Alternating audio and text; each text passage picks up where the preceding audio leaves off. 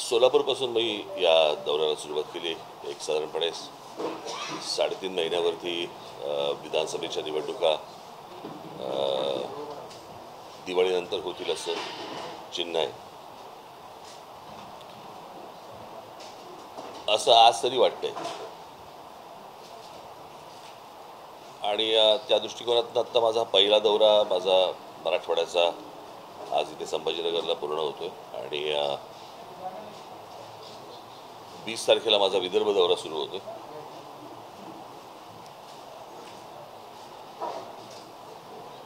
तुमच्याकडे काही बातम्या आल्या की मी दौरा आवरता घेतला वगैरे. कुठला आवरता घेतला मला कळलेलं नाही अजूनपर्यंत, कारण माझा दौरा पूर्ण झाला.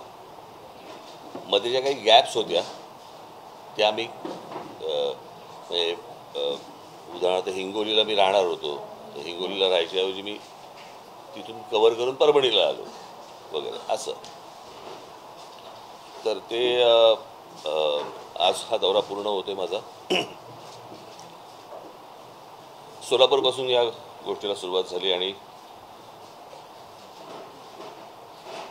गेले अनेक दिवस मराठवाड्यामधलं वातावरण आणि मराठवाड्यामधलं एकूण राजकारण याविषयी पाहत होतो, ऐकत होतो आणि त्याची प्रचितीही आली.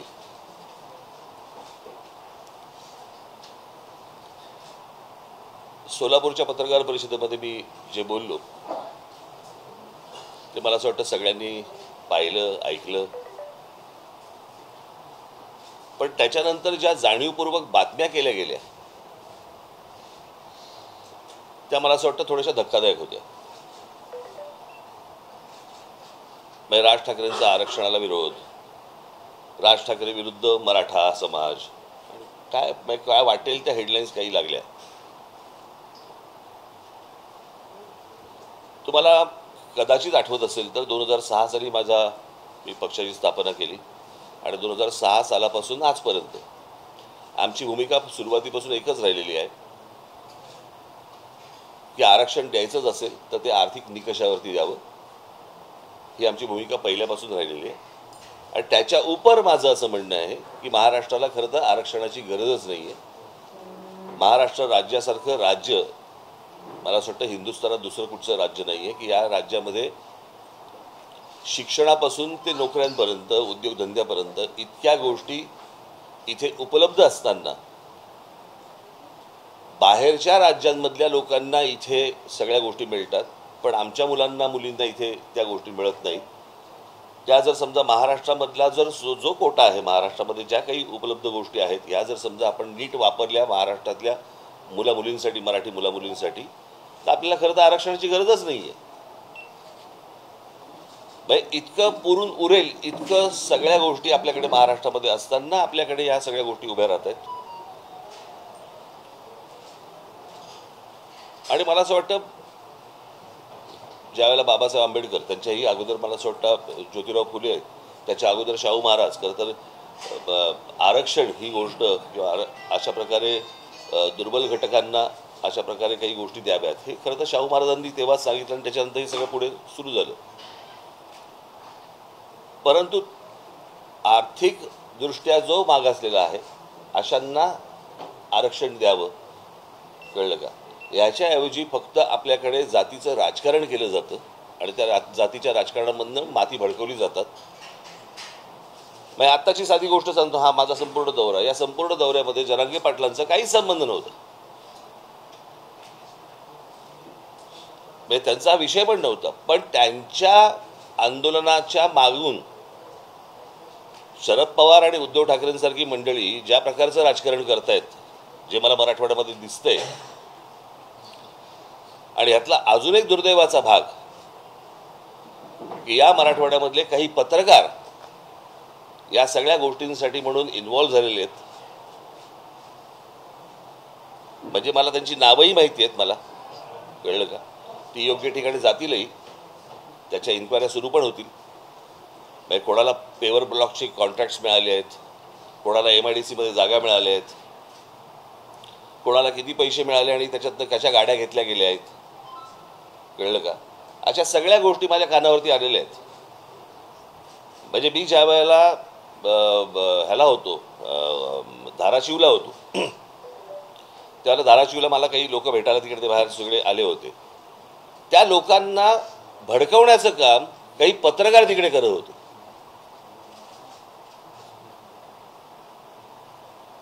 मी ज्यावेळेला त्याला सांगितलं की तुम्ही वरती या, त्यावेळेला नाही नाही चला खालती चला खालती चला हे सांगणारे पत्रकार होते.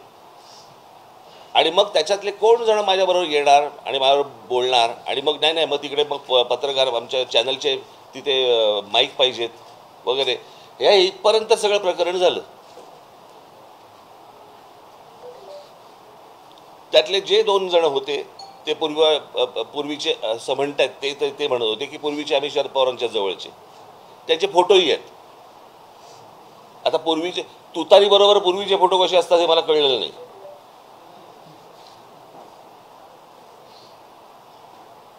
आणि उद्धव ठाकरे गटाचे तिथे अजून 2 जण होते. परवा दिवशी कुठेतरी मी नांदेडला असताना तिथे सर्किट हाऊसवरती एक कोणतरी 2-4 जण ओरडत होते. त्यातला एक जो माणूस होता त्यांचा शरद पवारांबरोबर आत्ताचा फोटो आहे. काल जे झालं त्याच्यामध्ये तर शिवसेनेचा जिल्हा प्रमुखच होता.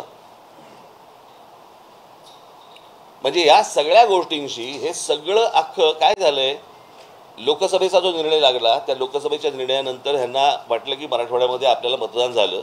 पहिली गोष्ट मला असं वाटतं शरद पवारांनी आणि उद्धव ठाकरे दोघांनी समजून घ्यायला पाहिजे की ते नरेंद्र मोदी आणि अमित शहा यांच्या विरोधातलं मतदान होतं, त्यांच्या प्रेमाखातर मिळालेलं मतदान नव्हतं. मी नेहमी सांगत आलो की विरोधी पक्ष हा कधी जिंकत नसतो, सत्ताधारी हरत असतात.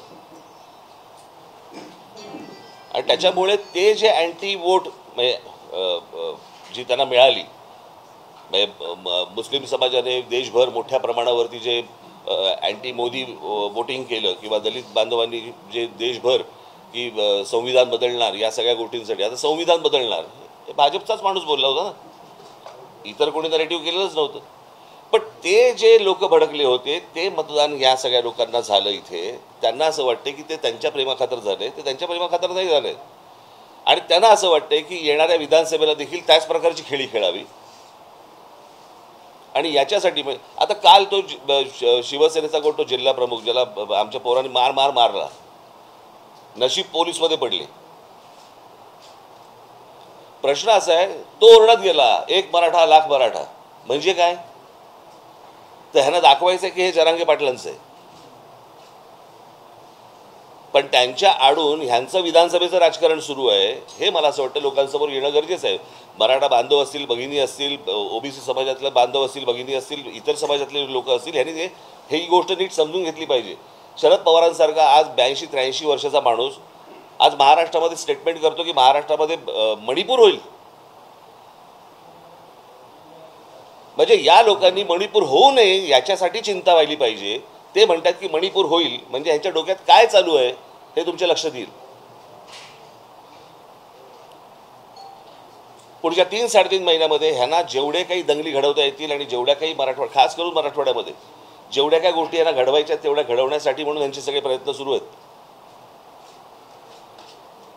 तुम्ही जर समजा शरद पवारांचं, मी माझ्या जाहीर सभेमध्ये पण सांगितलं होतं, शरद पवारांचं जर राजकारण तुम्ही बघितलं तर हे गेलं ते सगळं जेम्स लेन प्रकरणापासून यांनी सगळं सुरुवात केली आणि ते स्टेप बाय स्टेप एक जात झाली. कसं होतं, जातीबद्दल प्रेम हे वर्षानुवर्ष आहे, फक्त काय महाराष्ट्रात नाही देशात आहे स्वतःच्या जातीबद्दल प्रेम असणं. पण दुसऱ्याच्या जातीबद्दल द्वेष निर्माण करणं हे पवारांनी जेव्हा राष्ट्रवादी निर्माण केली त्याच्यानंतर हे सगळं सुरू झालं.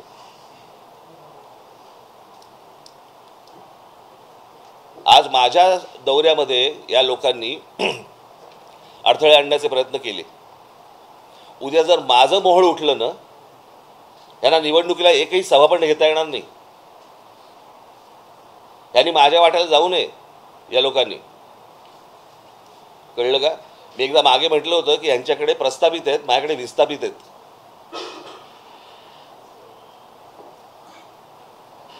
यांनी माझ्या नादी लागू नये या सगळ्या गोष्टींसाठी. तुम्हाला तुमचं राजकारण करायचंय, समाजामध्ये तेढ निर्माण करून विष घालवून ह्यांना कुठचं राजकारण करायचंय? आणि ह्यांच्या राजकारणाचा बेसच हा आहे. त्याच्यामुळे त्यांना असं वाटत असेल की आमचे एवढे खासदार निवडून आलेत, त्या खासदारकीवरती जाऊ नये या लोकांनी. कळलं का? यांचा जर राग त्या देवेंद्र फडणवीसांवरती असेल ना, तुम्ही राजकारण करताय ना, मग राजकारणामध्ये त्या पद्धतीने तुम्ही बोला. समाजामध्ये कशाला भांडणं लावताय?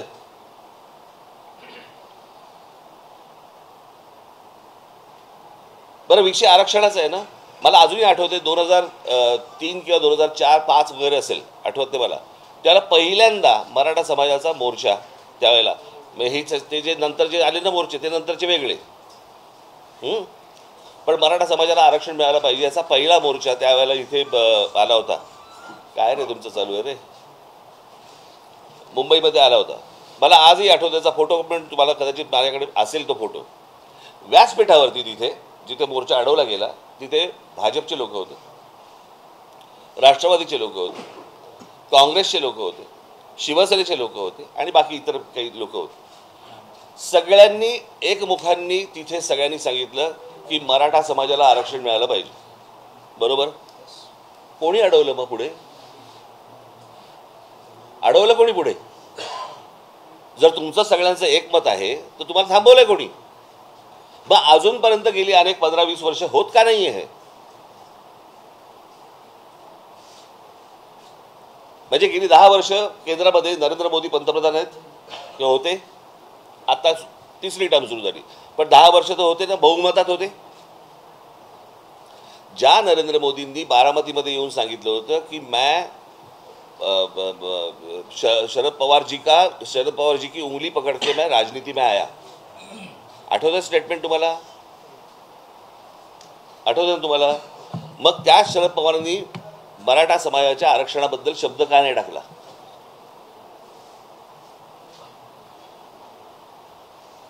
हेच उद्धव ठाकरे पहिली 5 वर्ष भाजप बरोबर तिकडे केंद्रामध्ये नांदत होते, राज्यामध्ये नांदत होते ना. मराठा समाजाच्या आरक्षणासाठी या लोकांनी शब्द का नाही टाकला? आत्ता जरांगे पाटलांच्या पाठीमागून ह्यांचं हे जे राजकारण सुरू आहे हे फक्त मतं मिळवण्यासाठीच आहे, याच्या पलीकडे काही नाही आहे. तुमचं राजकारण तुम्हाला लख लाभो, माझ्या नादी लागू नका, एवढंच फक्त मला त्यांना सांगायचं आहे. माझी पोरं काय करतील ना ह्यांना कळणार पण नाही. नंतर घरी येऊन आरशापुढे पाठ बघावी लागेल आणि पोट बघावे लागेल आणि गाल पण बघावे लागतील.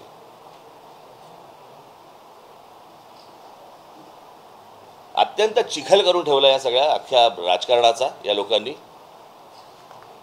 म्हणजे जो महाराष्ट्र या देशाला दिशादर्शक होता, आपण म्हणायचो की बाबा हे या प्रकारचं जातीचं राजकारण हे उत्तर प्रदेशमध्ये होतं, बिहारमध्ये होतं, बाकी झारखंडमध्ये होतं, अशा प्रकारचं राजकारण. मी तुम्हाला एक मागे उदाहरण पण दिलं होतं, आठवतं तुम्हाला? आमचे अनिल शिदोरे गेले होते एकदा आणि एका ढाब्यावरती थांबले चहा प्यायला. तर ढाब्यावरचा तो काउंटरवरचा माणूस आला, हे बसले होते तिकडे खाटेवरती, तो काउंटरवरचा माणूस आला आणि शिदोरेंना विचारलं कौनसी जात से हो. हे वातावरण महाराष्ट्रात आणायचंय. त्या दिवशी मी मोबाईलवरती बघत होतो, कुठेतरी मला क्लिप पाठवली, लहान लहान मुली बोलत होत्या की आम्ही ओबीसी समाजातल्या आणि आमच्या मराठा समाजातल्या आमच्या मैत्रिणी होत्या, पण आता हे सगळ्या वातावरणामुळे त्या दूर झाल्या, आम्ही पण दूर इथपर्यंत आणलं. खालपर्यंत घाण राजकारण का? तुम्हाला सत्य द्यायचंय म्हणून, मतं पाहिजेत म्हणून?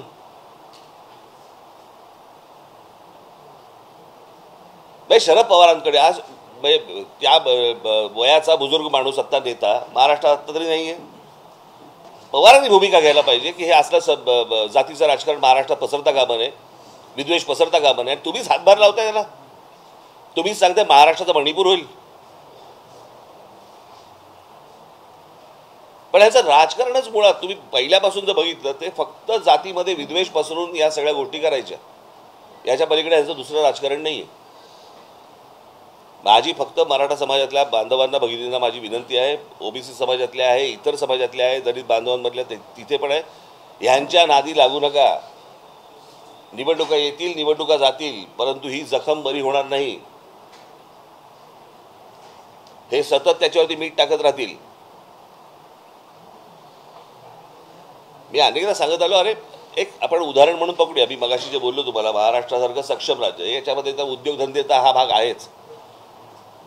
एक तुम्हाला उदाहरण म्हणून सांगतो. उदाहरण तुम्हाला आठवत असेल, मागे रेल्वेचं आंदोलन झालं होतं, आठवतं ना? की नोकर भरती होती महाराष्ट्रामध्ये आणि त्याच्या जाहिराती होता UP बिहारच्या वर्तमानपत्रांमध्ये, महाराष्ट्रामध्ये जाहिरातीच नव्हत्या, कोणाला माहितीच नव्हतं. हे आम्हाला कळल्यानंतर हे सगळं सुरू झालं. तीच गोष्ट आपण समजा पकडूया, त्यातला एक पार्ट सांगतो, महाराष्ट्राच्या सुबत्तेचा एक पार्ट. मुंबई, ठाणा. मी ठाणा म्हणजे ठाणे जिल्ह्यामध्ये 8 महानगरपालिका आहेत, त्यातलं मी फक्त ठाणे शहर पकडतोय. हां, मी बाकीच्या महानगरपालिका पकडत नाही आहे. मुंबई, ठाणा, पुणा, नाशिक, नागपूर. मी संभाजीनगर पण पकडत नाही आता. जर या 5 शहरांमध्ये मिळून साधारणपणे किती रिक्षा असतील अंदाज आहे तुम्हाला? साधारणपणे 90 लाख ते 1 कोटीच्या आसपास रिक्षा आहेत. त्यातले जवळपास 70% हे रिक्षा चालवणारे परप्रांतातले लोक आहेत. आता ज्या महाराष्ट्रामध्ये परवाने मिळत आहेत हे त्यांना समजतंय, पण माझ्या महाराष्ट्रामधल्या ग्रामीण भागामधल्या तरुणांना ही गोष्ट समजत नाहीये की महाराष्ट्र राज्य सरकार हे परवाने वाटते. हे काय आजकालमधली गोष्ट नाही आहे, हे गेल्या 10-15 वर्षातली गोष्ट म्हणतो मी तुम्हाला. पण महाराष्ट्र राज्य सरकारकडनं ह्या गोष्टी दिल्या जात आहेत. आज मला साधी गोष्ट सांगा, 1 कोटी मुलांना या नुसत्या 5 शहरामध्येच काम मिळालं असतं? इतक्या गोष्टी महाराष्ट्रामध्ये उपलब्ध असताना आमची मुलं तडफडत आहेत का? या नोकऱ्यांपासून, उद्योगापासून, सगळ्यापासून वंचित का राहत आहेत? याचं कारण सरकार आपलं जरी असलं तरी हे आपल्या मुलांपर्यंत, मुलींपर्यंत या गोष्टी कळवत नाही आहे. आज महाराष्ट्रामध्ये मी काढलेत ते काही पत्र. महाराष्ट्रामधल्या काही उद्योग आहेत, त्यांनी पत्रक काढले, पत्रक, की आमच्या उद्योगामध्ये महाराष्ट्रीयन लोक आम्ही घेणार नाही म्हणून. ह्यांची हिंमत कशी होते?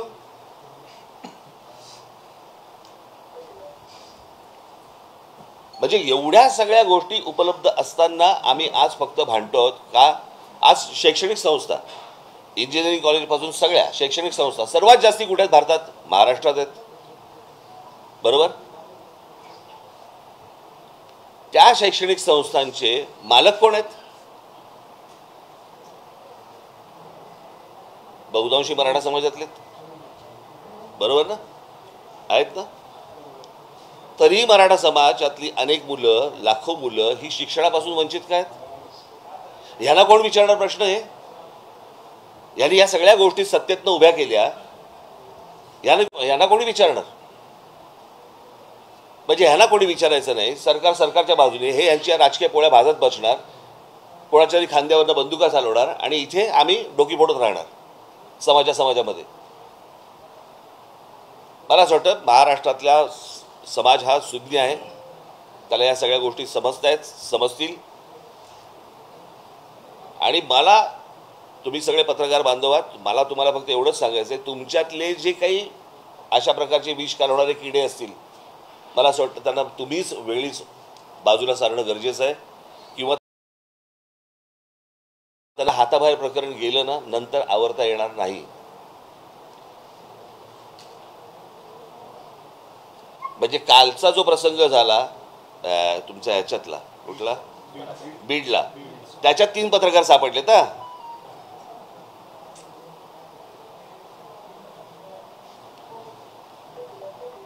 ही कोणती पत्रकारिता आहे?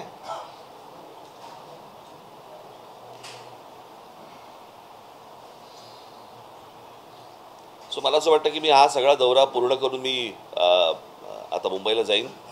20 तारखेला माझा विदर्भाचा दौरा सुरू होईल. बघू काय विघ्न आणतात ते, आणि ते विघ्न त्यांच्या गळ्यात कशी घालता येतील ते आम्ही पाहू. संविधान बदलण्याचा जे मुद्दा तुम्ही मांडता ते भाजपच्या खासदारांनी सुरुवातीला बोललं होतं. भाजपवाले तर म्हणतात की ही फेक नॅरेटिव्ह विरोधकांनी सेट केली. नाही, मी त्याशी बोललो ना, सोलापूरला पण हेच सांगितलं की भारतीय जनता पक्षाच्या एका माणसाने नाही सांगितलं, 4-5 लोकांनी सांगितलं, तेव्हा बोलून झालं. ते काही असतात मूर्ख, त्याला काय हे करणार तुम्ही. पण ती गोष्ट त्यांना शेवटपर्यंत खोडता नाही आली. तुम्हाला आठवत असेल शिवतीर्थावरचं, शिवाजी पार्कवरचं माझं भाषणामध्ये मी तेव्हा पण हे बोललो होतो की संविधान बदलणार नाही, हे तुम्ही स्पष्ट करा. आठवतं ना तुम्हाला? मी त्या भाषणामध्ये सांगितलं होतं मी, पण ते शक्य नाही झालं त्याला. मराठा आरक्षणाबाबत आता सध्या असं झालं आहे की तुमचे वक्तव्य केले ते महाराष्ट्राला समजलं नाही. आणि सर्व राजकारण्यांना सुद्धा बहुतेक ते कळाले जे काही सध्या त्या या पोरांना दिले गेल्या नाही म्हणून हे पोरं आपले रोजगारासाठी तडफडतात. हे विरोधकांनी समजून सुद्धा न समजण्याची फक्त भूमिका घेतली. मला असं वाटतंय विरोधकांच्या आधी पत्रकार मराठा समाजाला आरक्षणाला राज ठाकरेंचा विरोध ही पहिली बातमी कोणी लावली ना, तिथून पुढे गेलं ना सगळं प्रकरण. राज ठाकरे विरुद्ध मराठा समाज ह्या बातम्या कोणी लावल्या? म्हणजे पहिल्या बातम्या इथून आल्या, बरोबर आहे. आणि मग बातम्या आल्यावरती ज्यांना जे हवं होतं किंवा ज्यांनी जर सांगितलं होतं त्याप्रमाणे त्यांनी बातम्या लावल्या, ते समोर आलं, उघड झालं. म्हणजे मला एका गोष्टीचं समाधान आहे या अख्ख्या दौऱ्यामध्ये की ह्यांचं नेमकं काय चाललंय हे किमान उघड झालं. आणि ह्याच्या पुढे ते काय करणार आहेत ना हे आता लोकांना कळेल. तुम्हाला जे विरोध करणारे लोक मोर्चामध्ये आले, तुम्ही म्हणताय की ते राजकीय पक्षांचे पदाधिकारी होते. माझ्याकडे फोटो आहेत. हा, असं असताना सुद्धा तुम्ही त्यांच्यासोबत चर्चेची तयारी दाखवली, त्यांच्याशी बोलला सुद्धा. तोपर्यंत मला माहित नव्हतं. ते पहिल्यांदा जेव्हा झालं ना त्या धाराशिवला, तोपर्यंत मला काहीच माहित नव्हतं. मला वाटलं मी त्या खाली ते काही घोषणा देत होते म्हणून मी खाली आलो. म्हटलं या वरती बोलायचं ना माझ्याशी, वरती या. ते वरती यायचे खालतीच गेले.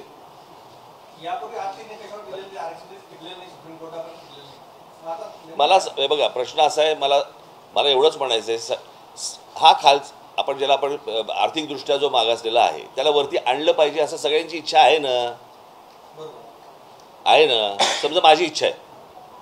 मी शरद पवारांची मुलाखत घेतली होती पुण्याला, काढून बघा हा प्रश्न मी त्यांना विचारल्यावरती त्यांनी सांगितलं होतं आर्थिक निकषावरतीच आरक्षण दिलं गेलं पाहिजे. टिकत म्हणजे कोणी टिकवायचं नाही, टिकवायचं कोणी टिकवायचं शेवटी बघा प्रश्न असा आहे, शहाबानू प्रकरणामध्ये जर समजा सुप्रीम कोर्टाचा निर्णय फेटाळण्याची ताकद जर लोकसभेमध्ये आहे तर लोकसभाच आहे ना.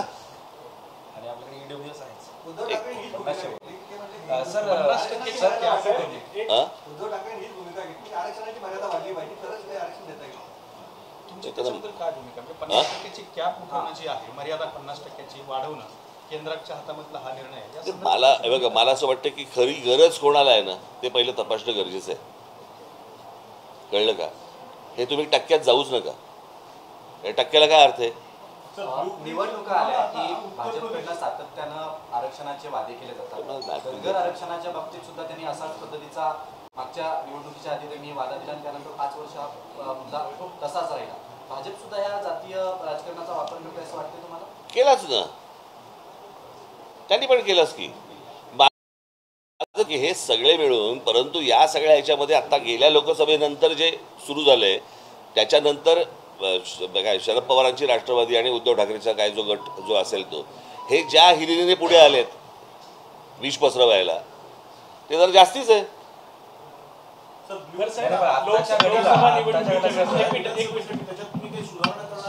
सुधारणा चालू आहे. लोकसभा निवडणुकीमध्ये मनसे नरेंद्र मोदी दिल्लीत पाहिजे म्हणून त्यांच्या सोबत होतं.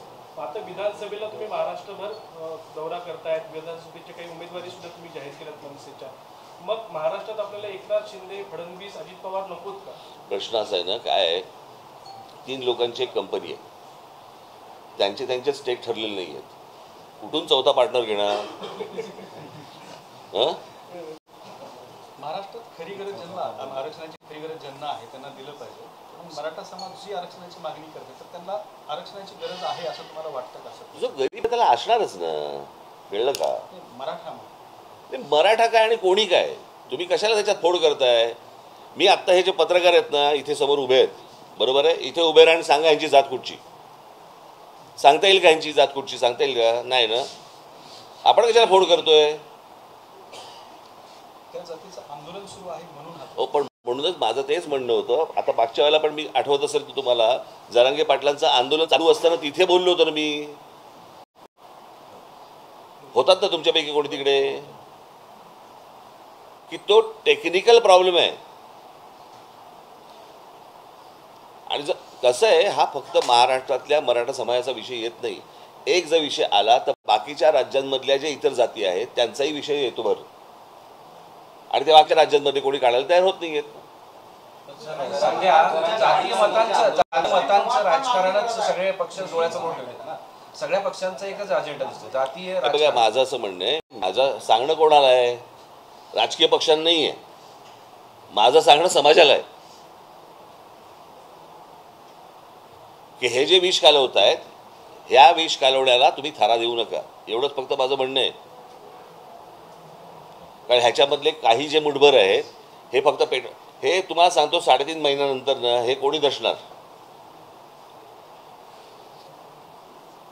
यांचं काम आटपलेलं असेल. विषय नीट समजून घ्या. आणि बघा, तुम्ही माझ्याकडनं काही वधून घ्यायचा प्रयत्न करत असाल, मी बोलीन, पण इतके अज्ञानी पण दाखवू नका. हां, काही संबंध नाही, मात्र आम्हाला इशाऱ्याने हे देऊ नका. मला जर धमक्या द्यायच्या असतील तर फडणवीस आणि महाराष्ट्र धुळे यांना असं संजय राऊत म्हणतात. कोणाला? नाही, ती शरद पवारांची सोंगटी आहे, ती करवली, त्यांच्या अमंगल कार्यातली करवली आहे ती, कळलं का? ती उंबरठ्यावरती बसून तिकडेच आयुष्य झिजवणार. तुम्हाला उत्तर प्रदेश, बिहार आणि महाराष्ट्र याच्यातल्या राजकीय पट्ट्यावर जो आत्ताचा आहे तुम्हाला काय म्हणायचं? काय सॉरी, एकूण बिहारचा आणि महाराष्ट्राचा जो राजकीय पट आहे त्याच्याविषयी तुम्हाला काय म्हणायचं? कारण नाही, त्यांच्यासारखा पट आपण निर्माण करतात इथे लोक. असा महाराष्ट्र तुम्ही पाहिलात का हो? जरा मला जरा सांगा. तुमच्यातलं आता माझ्याकडनं काय वधून घेणं आणि तुम्हाला काय छापणं बिपणं हा जरा आपण बाजूला सारू, पण एक पत्रकार म्हणून तुम्ही इतकी वर्ष या सगळ्या फील्डमध्ये आहात, मराठवाड्यामध्ये आहात, असा होता का हो महाराष्ट्र? बाकी सगळं ठीक आहे, राजकारण होत राहील, बाकीच्या सगळ्या गोष्टी होत राहतील. एकदा काहीतरी आपण स्वतः विचारलं पाहिजे ना, असे होतो का आपण? म्हणजे आता कसं आहे, महापुरुष जातीमध्ये वाटून घ्यायचे, संतांची आडनावं बाहेर काढायची, हे असं नव्हतं कधी. हे ज्यांना त्याच्या मागून जे त्यांना राजकारण जे खेळायचंय तेच हे सगळे उद्योग करतायत. पण राजकारणी सुद्धा त्यावर डिसेंट होते, राजकारणी सुद्धा बदलले जातात. राजकारण्यांना सुद्धा हे जातीचे संघाचे हवे आहेत. म्हणजे लोकही बदलले, महाराष्ट्र बदलला, नेते बदलले. आता मी परत तेच सांगतो, पत्रकारही बदलले, बरोबर ना? सगळ्यांनी पवार आणि ठाकरे यांच्यामुळे जर परिस्थिती बिघडते असं तुमचं म्हणणं आहे, तर मग शिंदे असतील, फडणवीस असतील किंवा अजित पवार असतील, ह्यांची नेमकी भूमिका काय आहे? हे बघा, मी तुम्हाला एक गोष्ट सांगू का, या सगळ्या ह्याच्यामध्ये सगळ्यांनीच या जातीचं समीकरण ह्याच्या अगोदर राखली, पण हे ज्या प्रकारचे तीव्रपणे जे विष कालवत आहेत, असं मी तुम्हाला एक अजित पवारांबद्दल एक गोष्ट तुम्हाला सांगतो. हे ज्या वेळेला शरद पवार ज्या वेळेला बरोबर होते ते, बरोबर, आणि पवारांचं हे सगळं राजकारण सुरू होतं ना जेव्हा, बरोबर, ते जेम्स लेन, मी तुम्हाला नक्की खात्रीला एक सांगतो, अजित पवार कधी जातीच्या राजकारणामध्ये कधी पडले नाहीत, एवढं निश्चित. बाकी माझे अनेक मतभेद असतील, माझे असतील, अनेकांचे असतील, पण जी योग्य गोष्ट आहे, मला असं वाटतं ते कधी जातीच्या बाबतीत आजपर्यंत त्याचं कधी वक्तव्य पण ऐकलेलं नाही, आणि ते कधी या बाबतीत भानगडीत कधी पडलेलं नाही. मग एकीकडे होत असताना सर राहुल गांधी आणि बाकीचे नेते सुद्धा जातीय निहाय जनगणनेची मागणी करतात. मी परत तुम्हाला तेच सांगतो, जात तुमची काय जात असेल मला माहिती नाही, पण जात तुमची तुम्हाला प्रिय असेल, दुसऱ्या जातीबद्दल विद्वेष पसरवू नका, एवढंच माझं सांगणं आहे ना. आपण 30 रेकॉर्ड घासतोय की नाही मगापासून? हां, तेवढंच माझं म्हणणं आहे. जातीचं राजकारण हे काही नवीन नाही आहे महाराष्ट्राला आणि देशाला, पण ह्या प्रकारचं राजकारण तुम्ही ह्याच्या अगोदर कधी पाहिलं नसेल. यातून बाहेर कसं पडायचं हा एक विषय आहे. असं म्हटलं की तुम्ही आंतरवलीला गेल्यानंतर तिथे तुम्ही त्यांना सांगितलं होतं. या वक्तव्यावर उत्तर देताना जरांगे पाटील असंही म्हटले की ते त्यांनी माझ्याकडे ऐकून घेतलं, ऐकल्यानंतर असं म्हटलं की असं असेल तर मराठा समाजाला आरक्षण माझं मी तुम्हाला दुसरं आज त्यांनी आणखीन एक असं वक्तव्य केलंय आपल्या वक्तव्यानंतर की आता राज ठाकरे यांच्या विरोधात आंदोलन करू नका, गरज पडली तर मी मुंबईला जाऊन राज ठाकरेंची गचुंडी पकडेल. गचुंडी? अच्छा, हे त्यांचे शब्द आहेत का तुम्ही कोणी भरले? त्यांचे शब्द. अच्छा, मग मी त्यांच्याशी भेटल्यावरती बोलीन त्यांच्याशी. सर आरक्षण या एक मिनिट, पहिली गोष्ट मला पूर्णतः करू देत रे. एकाने एक प्रश्न विचारल्यावरती लगेच दुसरा काय प्रश्न विचारत आहे? हां, त्याच्यात ते काय बोलले? मुळात पहिली गोष्ट लक्षात घ्या, हे काही त्यांनी पाठवलेली माणसं नव्हती, बरोबर आहे. आता ती कोण माणसं होती हे मी तुम्हाला मगाशी सांगितलं ना. आपण का परत तेच बोलतोय? मी बसलोय म्हणून तेच विचारताय का तुम्ही? ती प्रश्न संपलेत. नाही, त्यांचं नाही आज झालं, आता संपला विषय. मी मगाशी तुम्हाला सांगितलं त्याप्रमाणे त्यांची माणसं नव्हती. हे काय त्यांच्या बरोबरचे आंदोलनकर्ते नव्हते. हे शरद पवार आणि उद्धव ठाकरेच्या बरोबरची माणसं आहे ती. त्याच्याबद्दल काय बोलायचं मगाशी बोललोय मी. सर अशा परिस्थितीमध्ये आता आपण पुढे जायचं कसं? कारण हे जर त्यांचा जर बघू दंगल आता. घडवण्याचा कट आहे किंवा या सगळ्या जाती द्वेष तुम्ही मारण्याचा प्रयत्न आहे, तुम्ही अशा परिस्थितीत काय तुम्ही केलं सगळे चांगले पत्रकार आहात असं मी समजतो. नाही, तुम्ही सांगितलं पाहिजे सर. अलर्ट राहा. अलर्ट राहा. आणि माझ्यावरती संपूर्ण बांगलादेश याच्यामध्ये हिंसाचार झाला, हिंदूंच्या घरावरती तिकडे अटॅक होत आहे, ते जर शरण आले भारतात तर त्यांना तुमचा पाठिंबा असेल? कोणाला? नाही नाही, काय अहो, सगळ्या जगाची काय गोष्टी आपण व्हायच्यात का? त्यांचं त्यांना बघू देत ना.